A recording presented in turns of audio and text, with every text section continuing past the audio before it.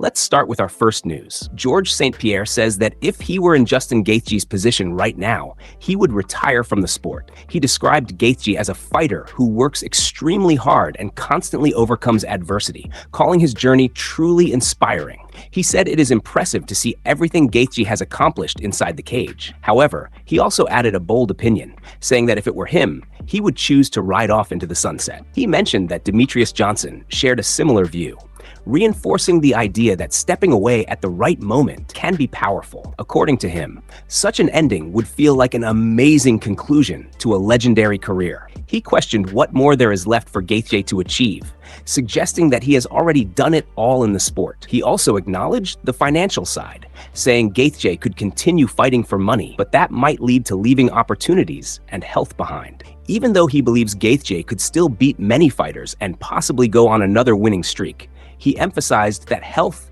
should be the top priority. He explained that in combat sports, retiring at the perfect time is extremely difficult because fighters are always tempted to keep going, thinking they can do one more fight and then another. That cycle often continues. He finished by saying that while Gaethje could still compete at a high level, stepping away now would be a magnificent way to close his career. He added that leaving on top would preserve his legacy and protect his long-term health, something many fighters struggle to prioritize in real time. In his view, knowing when to walk away is just as important as knowing how to win inside the octagon. He reiterated that retirement. Move on to another news. Alexander Volkanovski came to Alex Pereira defense amid the recent back of the head shot controversy. Volkanovski stated that referee Herb Dean should have been more vocal and at least issued a warning during the fight. He explained that in MMA, fighters are constantly chasing the finish, and moments like this can happen when intensity takes over and everyone is focused on ending the fight. He said this is not necessarily done on purpose,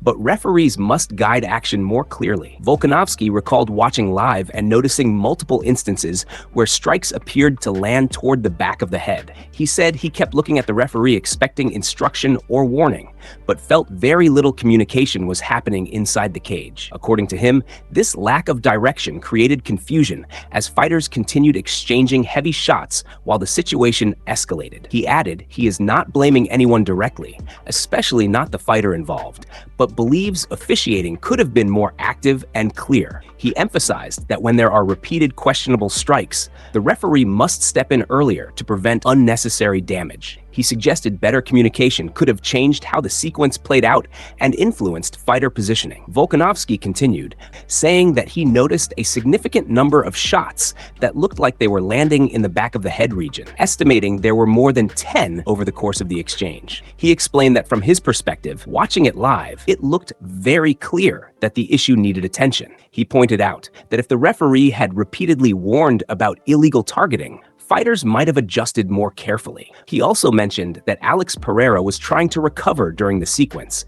but continued pressure and additional shots made it harder for him to regain control. He described the situation as complicated, saying it is not about taking credit away from anyone, but about ensuring fighter safety is protected at all times. He stressed that direct contact to the back of the head is dangerous and can have serious consequences.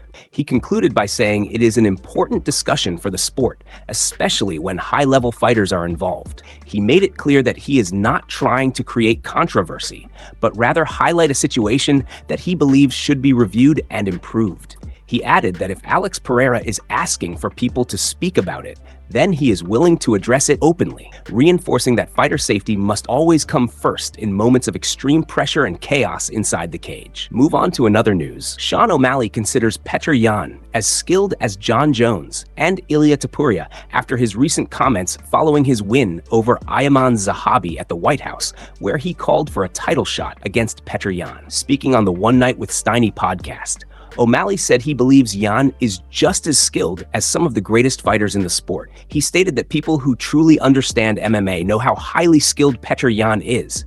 describing him as good as it gets in mixed martial arts. He added that Jan belongs at the same level of technical ability as Ilia Topuria, while also comparing him to John Jones, saying Jones is complete everywhere and elite in every area of the game. O'Malley emphasized that Jan is not overrated, but instead one of the most complete fighters the division has ever seen, with elite striking, defense, and fight IQ. Over the weekend, it was also announced that Kamaru Usman is officially moving up to middleweight and will face Dricus du Plessis in a major upcoming matchup that has already generated huge attention across the MMA world. According to O'Malley, Jan's skill set is often underestimated by casual fans who focus only on highlight finishes rather than technical consistency inside the cage. He argued that elite fighters like Jan demonstrate mastery through timing, defense, and adaptability, which is why comparisons with champions like John Jones and Ilia Topuria are becoming more common in discussions among analysts. He also noted that O'Malley's respect for Jan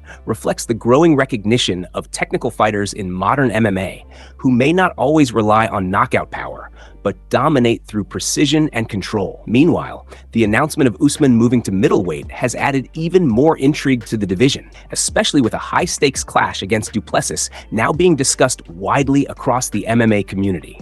Analysts believe this potential matchup would bring together contrasting styles, with Usman's wrestling and pressure facing du Plessis's aggressive striking and durability, making it one of the most anticipated fights in the division if it gets officially confirmed by the UFC in the coming months. Promoters are already discussing how such a fight could reshape title picture dynamics and generate massive global attention across the sport.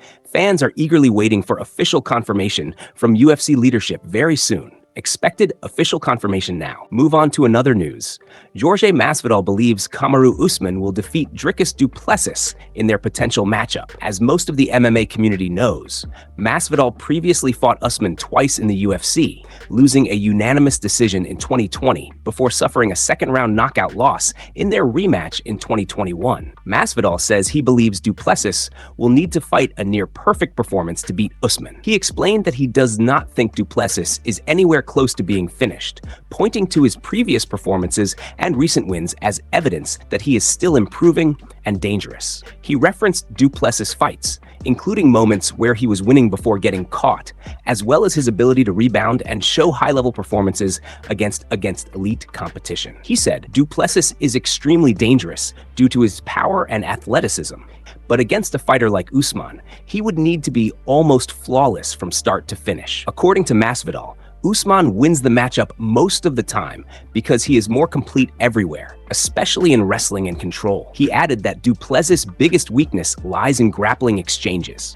where Usman's experience and pressure could create constant problems throughout the fight. He also mentioned that while du Plessis is a great athlete and improving rapidly, it is unclear whether he can develop enough defensive wrestling in a short period to handle Usman's style. Overall, Masvidal believes Usman would likely win the matchup in a dominant fashion, unless du Plessis makes dramatic improvements before fight night. He pointed out that Usman's championship experience gives him an edge in high-pressure situations, where game planning and discipline often decide outcomes. He believes that over 5 rounds, Usman's cardio, pacing, and ability to control positions would slowly break down du Plessis' rhythm. He also suggested that unless du Plessis adds significant takedown defense improvements, he will struggle to keep the fight standing for long stretches. Masvidal reiterated that he respects du Plessis as a fighter and acknowledges his knockout power, but still favors Usman in most scenarios. He concluded that stylistically, this is a difficult matchup for du Plessis,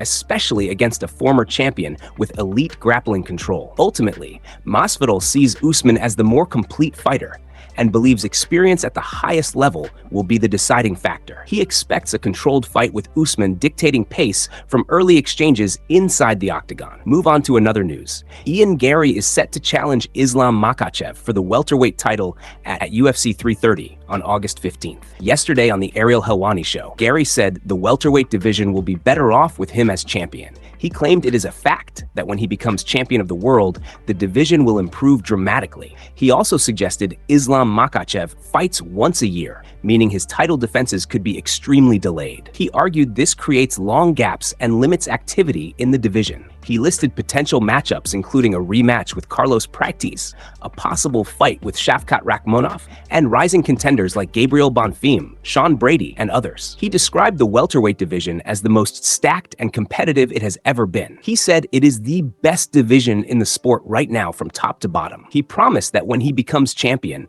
fans will see more activity and high-level fights. He added that his fight against Islam Makhachev will be a massive roller coaster for the sport. Then Gary gave advice to Michael Morales. He said if he were Morales, he would move up to middleweight at 185. He explained that Morales is young, big, and still developing. He suggested there is a lack of star power at 185, and Morales could do very well there. He warned that staying at welterweight could lead to serious damage over time. He said fighters at 170 are too dangerous and the division is too deep. He concluded that moving up could be a smarter long-term career decision. He said the UFC landscape is changing quickly and fighters must adapt to survive. He emphasized that youth, size, and long-term durability are critical factors in making weight class decisions. He repeated that Michael Morales could unlock a better version of himself at middleweight with less cutting and more strength. He concluded that division changes are often the difference between long careers and short careers in MMA. He also noted that fighters who move up or down in weight often extend their prime years by reducing extreme weight cuts and improving recovery, which can lead to better performances and fewer injuries over time, especially in highly competitive divisions like welterweight and middleweight, making career longevity a major talking point in modern MMA strategy. Today analysis completed. Now, move on to another news. Jamahal Hill thinks Cyril Gane beat Alex Pereira within the rules after the controversial back of the head discussion surrounding the fight. Hill stated that the outcome was not changed by those moments, and that Gane had already done enough damage earlier in the exchanges. He explained that Alex Pereira was already hurt before the controversial sequence, saying he had already absorbed significant and devastating shots, and at that point, the fight was already slipping away from him. According to Hill, Pereira was still being given chances to recover during the sequence, but the momentum had clearly shifted. Hill also addressed the debate around illegal strikes to the back of the head, saying he does not like to see those shots and prefers clean, technical striking exchanges inside the cage. However,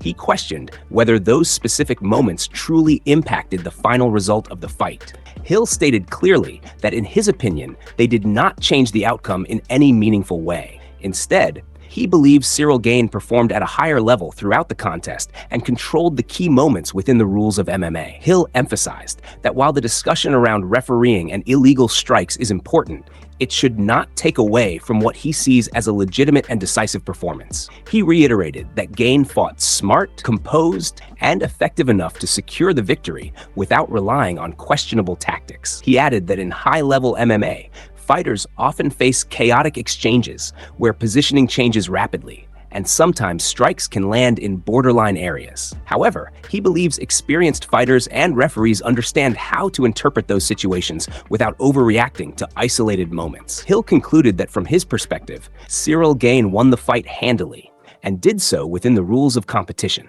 He suggested that the focus should remain on the overall performance rather than specific controversial sequences that did not ultimately decide the outcome of the fight. He added that debates like this are common in MMA whenever high-intensity exchanges take place, especially in elite heavyweight and light heavyweight level fights where power shots and scrambles happen quickly. According to him, fans should trust the overall judgment of the fight rather than focusing only on isolated controversial frames that do not define the full contest from start to finish inside the cage, as he sees it very clearly today now. Move on to another news. Paddy Pimblett admits he is not in a position to call for a rematch with Justin Gaethje. Paddy Pimblett admits he is not in a position to call for a rematch with Justin Gaethje. He made it clear that while the idea of a rematch is appealing, he understands the current reality of his situation in the lightweight division. Pimblett is set to face Benoit Saint-Denis at UFC 329 next month,